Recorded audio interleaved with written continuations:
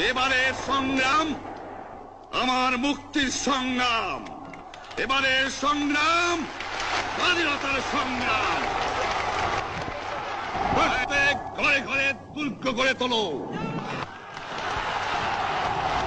তোমাদের যা কিছু আছে তাই নিয়ে শত্রুর মোকাবেলা করতে হবে,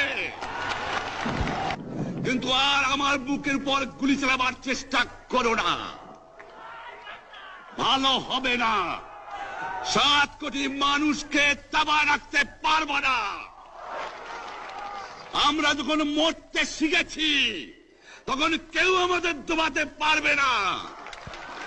দ্বিতীয় কথা, প্রত্যেক গ্রামে, প্রত্যেক মহল্লায়, প্রত্যেক ইউনিয়নে, প্রত্যেক সাব ডিভিশনে আওয়ামী লীগের নেতৃত্বে সংগ্রাম পরিষদ গড়ে তোলো এবং তোমাদের যা কিছু আছে তা